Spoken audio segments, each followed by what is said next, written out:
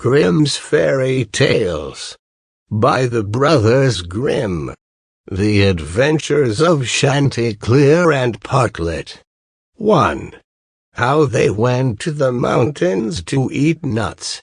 "The nuts are quite ripe now," said Chanticleer to his wife Partlet. "Suppose we go together to the mountains, and eat as many as we can, before the squirrel takes them all away."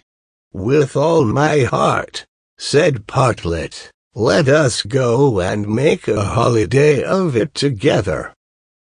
So they went to the mountains, and as it was a lovely day, they stayed there till the evening.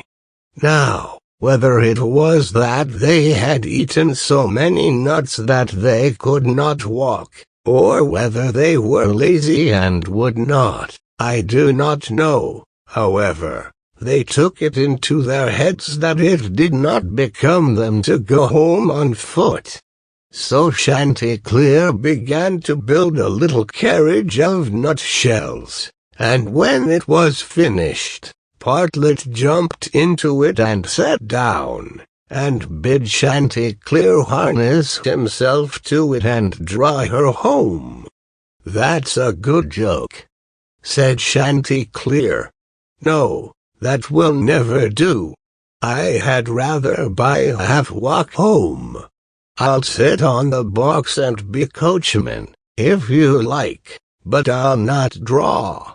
While this was passing, a duck came quacking up and cried out, "You thieving vagabonds, what business have you in my grounds? I'll give it you well for your insolence." And upon that she fell upon Chanticleer most lustily.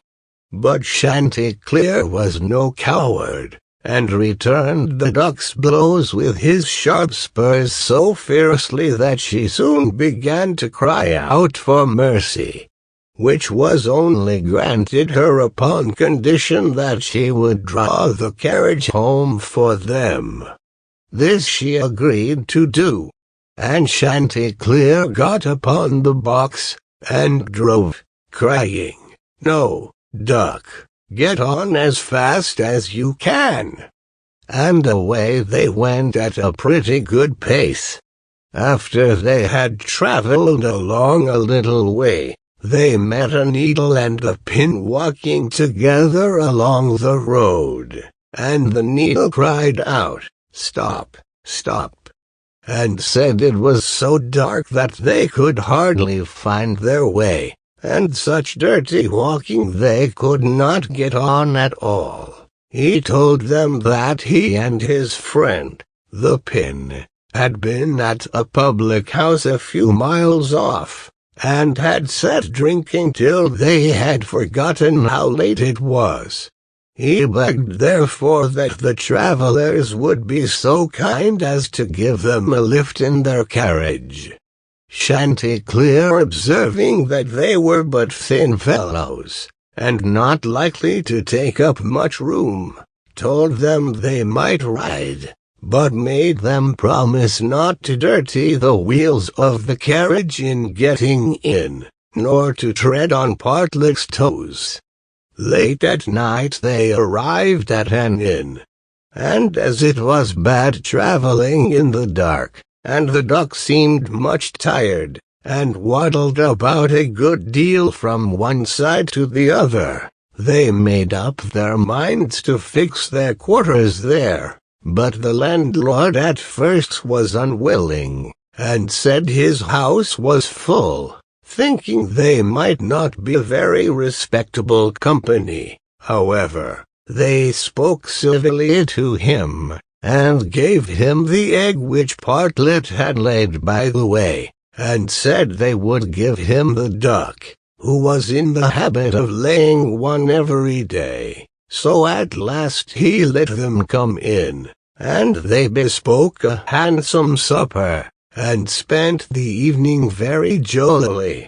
Early in the morning, before it was quite light, and when nobody was stirring in the inn, Chanticleer awakened his wife, and, fetching the egg, they pecked a hole in it, ate it up, and threw the shells into the fireplace. They then went to the pin and needle, who were fast asleep, and seizing them by the heads, stuck one into the landlord's easy chair and the other into his handkerchief. And, having done this, they crept away as softly as possible. However, the duck, who slept in the open air in the yard, heard them coming, and jumping into the brook which ran close by the inn, soon swam out of their reach. An hour or two afterwards the landlord got up, and took his handkerchief to wipe his face, but the pin ran into him and pricked him. Then he walked into the kitchen to light his pipe at the fire, but when he stirred it up the eggshells flew into his eyes, and almost blinded him. "Bless me," said he, "all the world seems to have a design against my head this morning," and so saying, he threw himself sulkily into his easy chair. But, oh dear! The needle ran into him, and this time the pain was not in his head. He now flew into a very great passion, and, suspecting the company who had come in the night before, he went to look after them, but they were all off. So he swore that he never again would take in such a troop of vagabonds, who ate a great deal, paid no reckoning, and gave him nothing for his trouble but their uppish tricks. 2. How Chanticleer and Partlet went to visit Mr. Korbes. Another day, Chanticleer and Partlet wished to ride out together. So Chanticleer built a handsome carriage with 4 red wheels, and harnessed 6 mice to it. And then he and Partlet got into the carriage, and away they drove. Soon afterwards a cat met them, and said, "Where are you going?" And Chanticleer replied, "All on our way a visit to pay to Mr. Korbes, the fox, today." Then the cat said, "Take me with you." Chanticleer said, "With all my heart. Get up behind, and be sure you do not fall off. Take care of this handsome coach of mine, nor dirty my pretty red wheels so fine. Now, mice, be ready, and, wheels, run steady, for we are going a visit to pay to Mr. Korbes, the fox, today." Soon after came up a millstone, an egg, a duck, and a pin, and Chanticleer gave them all leave to get into the carriage and go with them. When they arrived at Mr. Korbes's house, he was not at home.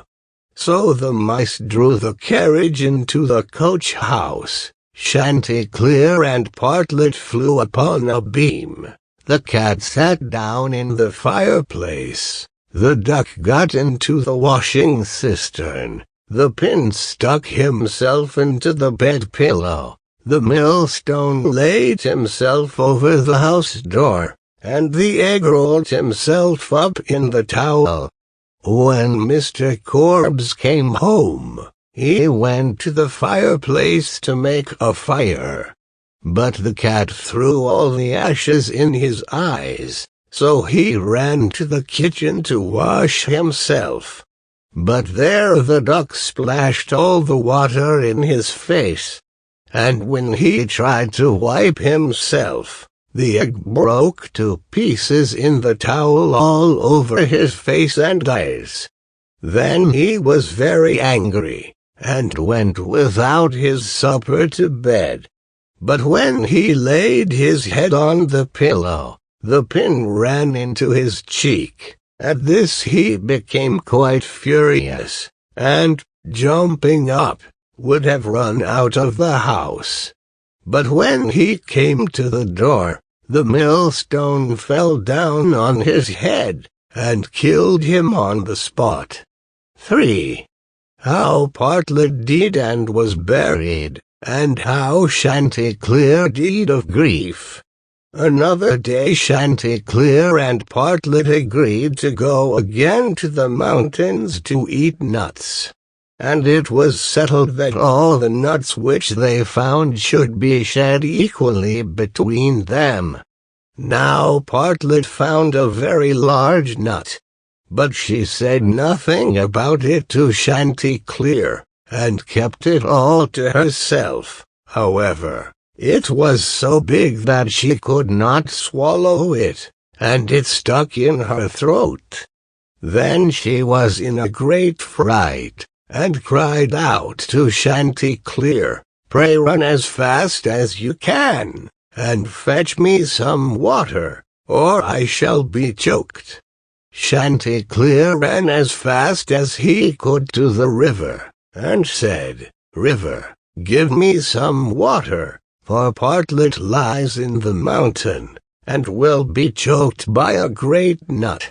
The river said, "Run first to the bride, and ask her for a silken cord to draw up the water."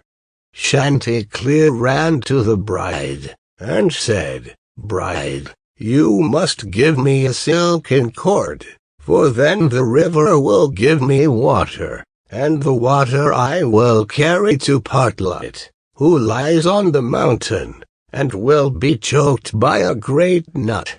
But the bride said, "Run first, and bring me my garland that is hanging on a willow in the garden." Then Chanticleer ran to the garden, and took the garland from the bough where it hung, and brought it to the bride. And then the bride gave him the silken cord, and he took the silken cord to the river, and the river gave him water, and he carried the water to Partlet. But in the meantime she was choked by the great nut, and lay quite dead, and never moved any more. Then Chanticleer was very sorry, and cried bitterly. And all the beasts came and wept with him over poor Partlet. And 6 mice built a little hearse to carry her to her grave. And when it was ready they harnessed themselves before it, and Chanticleer drove them. On the way they met the fox. "Where are you going, Chanticleer?" said he. "To bury my Partlet," said the other. "May I go with you?" said the fox. "Yes, but you must get up behind, or my horses will not be able to draw you." Then the fox got up behind, and presently the wolf, the bear, the goat, and all the beasts of the wood came and climbed upon the hearse. So on they went till they came to a rapid stream. "How shall we get over?" said Chanticleer. Then said a straw, "I will lay myself across, and you may pass over upon me." But as the mice were going over, the straw slipped away and fell into the water, and the 6 mice all fell in and were drowned. What was to be done? Then a large log of wood came and said, "I am big enough. I will lay myself across the stream, and you shall pass over upon me." So he laid himself down. But they managed so clumsily that the log of wood fell in and was carried away by the stream. Then a stone, who saw what had happened, came up and kindly offered to help poor Chanticleer by laying himself across the stream. And this time he got safely to the other side with the hearse, and managed to get Partlet out of it. But the fox and the other mourners, who were sitting behind, were too heavy, and fell back into the water, and were all carried away by the stream and drowned. Thus Chanticleer was left alone with his dead Partlet, and having dug a grave for her, he laid her in it, and made a little hillock over her. Then he sat down by the grave, and wept and mourned, till at last he died too. And so all were dead,